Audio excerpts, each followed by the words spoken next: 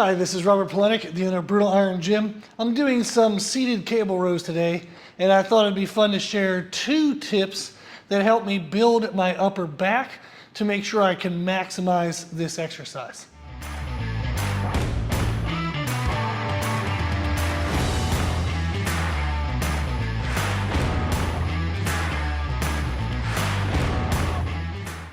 Tip number 1 is to limit any movement in your core, your lower section of your back, so like the lumbar spine.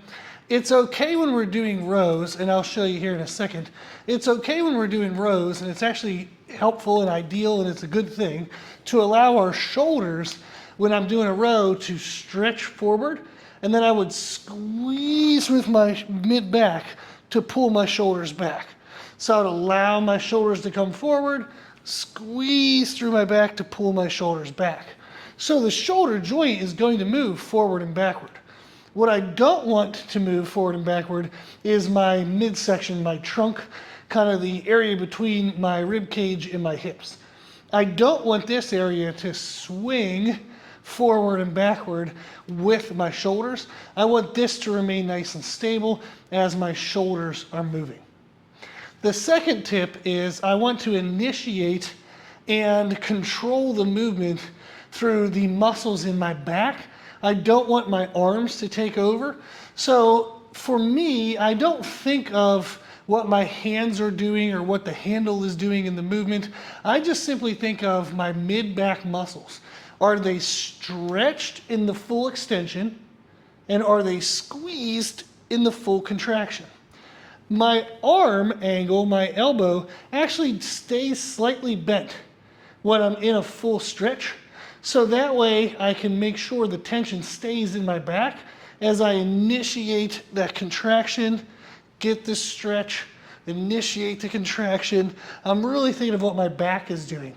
If I let my arms fully extend, the tension is lost in my back and the weight kind of pulls through the connective tissues and the joints. This would be like locking out your arms or locking out your legs, for example, on a leg press. You want to flex the muscles at the top of a leg press, but you really don't want to lock things out and lose muscular tension. You want to maintain that muscular tension since we're aiming for muscular damage, muscular stress, which will lead to muscular growth. So those are the 2 tips. Number 1 is to keep this area of your body nice and stable, but allow your shoulders to move. And number 2 is to focus on your back contracting and stretching, not what your arms are doing, not what your hands are doing, not what the handle is doing. So I'll go ahead and do a couple sets thinking of those concepts. Now I have straps on my wrist because I'm doing other exercises, so you'll notice I'm not using them. But they are helpful if you feel like your grip is a limiting factor on a back exercise. You want to make sure your back fails first, so using wrist straps can be very helpful to maximize your back stress, back stimulus.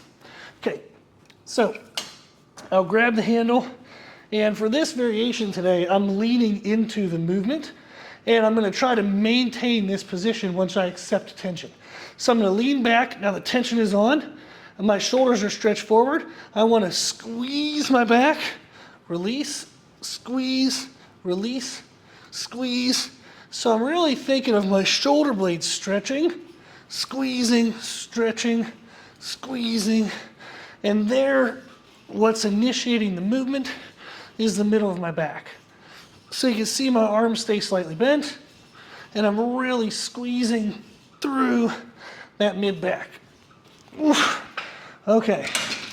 You can see a little bit of movement creeping in there at the end, but that's essentially what a working set would look like, is this area stays nice and stable, shoulders are moving forward and backward, which is indicative of the mid-back is stretching and contracting and leading the movement rather than my biceps.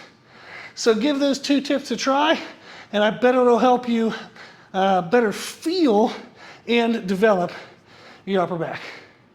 Thank you for watching.